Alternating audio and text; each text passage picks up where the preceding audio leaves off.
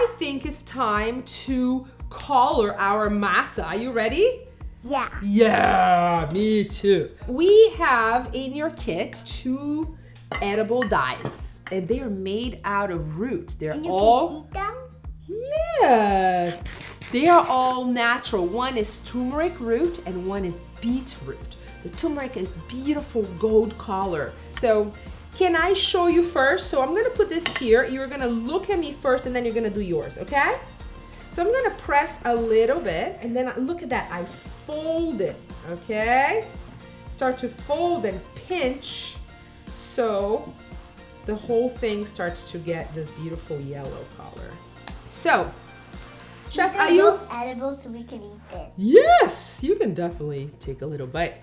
We are able to make 4 to 6 tortillas from here. If you want to make smaller ones, you can make 6. So we're gonna divide each one of the doughs into 6 pieces, okay?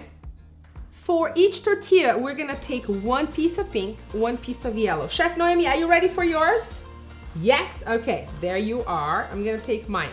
So check out what I do first, okay? So you're just gonna press them together a little bit, not too much. So we're gonna mix a little bit, just for them to start kind of mixing up, okay? And then we can like leave it aside. Now that we mixed our 2 colors, we're ready to press the tortillas. And there are many techniques to do that. If you have a tortilla press at home, you already know how to use that. I want to teach the 2 other techniques that we use if you don't have one. And I know that Chef Noemi told me that she loves working on the rolling pin, so we're gonna start with that. I like to use some parchment paper so the dough doesn't stick anywhere. We're gonna put, you can put it right on the corner here and here. Very, very, very gently and slowly, okay? Back and forth. Okay, now you can stop, please. Pull, yeah, and then I'm gonna turn this a quarter turn and then you do the same thing, back and forth. Beautiful. Okay. Whoa, look at that. It looks pretty. It looks so pretty. I'm gonna leave that one there. Okay, so that's technique number 1. You're just gonna be careful. Sometimes excited hands want to press the pin really strongly and the tortilla is too thin.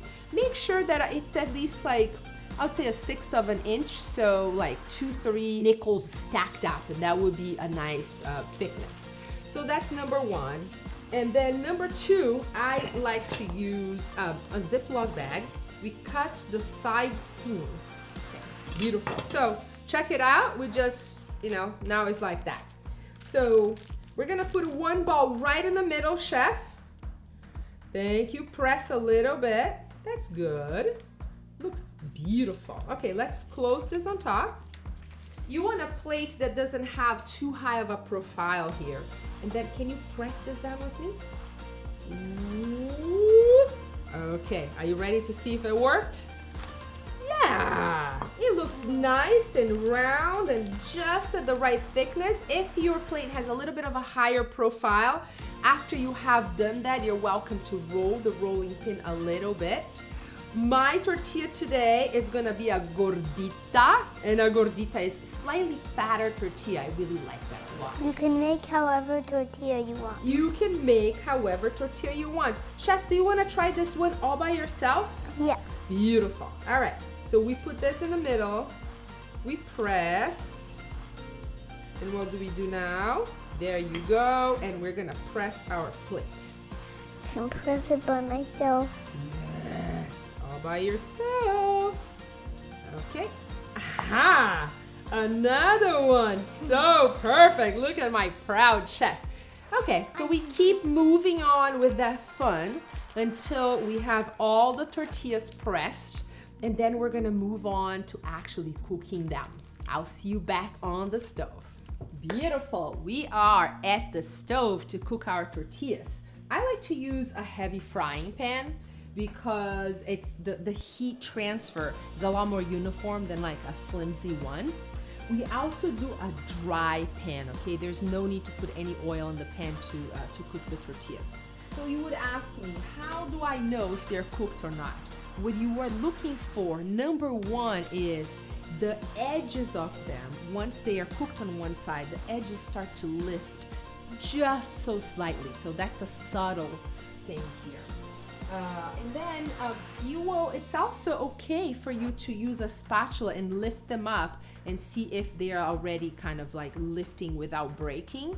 Another cue that they are cooking is once you just put them there, they stick to the pan, but after when the dough starts to cook, the water pulls out, the dough starts to gelatinize and then it's no longer sticking to the pan. I know that there's all these visual cues, but there is one thing that we do to know if something is cooked or not that is completely foolproof, and that is what?